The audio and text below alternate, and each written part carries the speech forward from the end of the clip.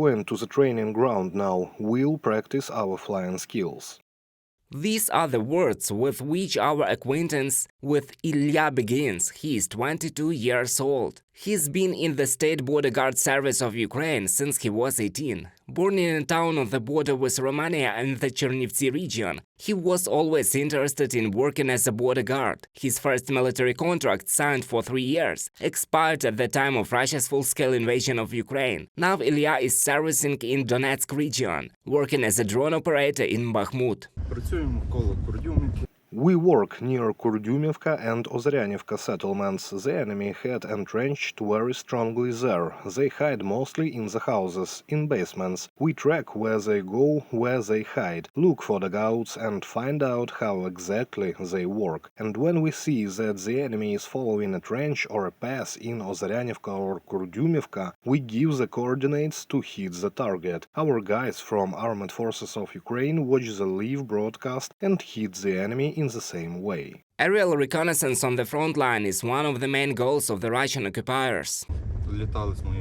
I was flying with my colleague. We were changing batteries on the drone. And when we were already running back into the trench, we heard the whistle of a mine and realized that it was flying in our direction. We had literally a couple of seconds to hide in the trench. Thank God it all turned out well. To effectively strike Russian positions, Ukrainian aerial reconnaissance needs to be on the front line.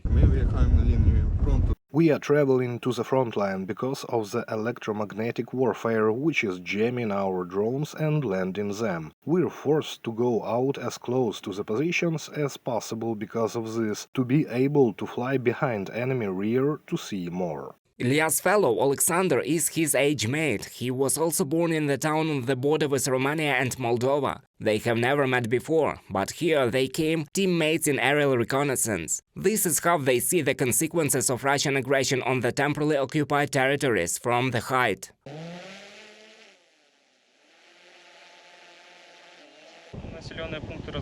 The settlements are destroyed, the houses too. I haven't seen a single living house here. Everything is ruined, everything is in trenches. Basically, there is nothing left. Only basements where Russians hide, and nothing else.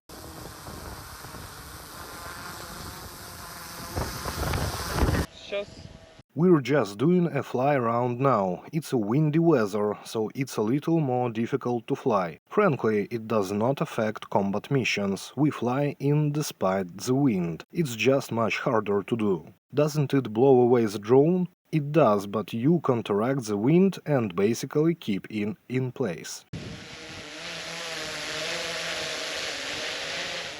Alexander shows video footage of his work. There is a moment when, thanks to the aerial reconnaissance of their unit, the artillery managed to hit the enemy positions. We identified an enemy who was coming down the street in Ozryanivka with a backpack. At that moment, our friendly unit made a correction. They fired 3 shots and hit him. They did not kill him, but he got him 3 times, so he ran into the house on adrenaline. A Ukrainian-made anti-drone gun is helping to counter the Russian military's aerial reconnaissance, which is also constantly monitoring the positions of Ukrainian defenders.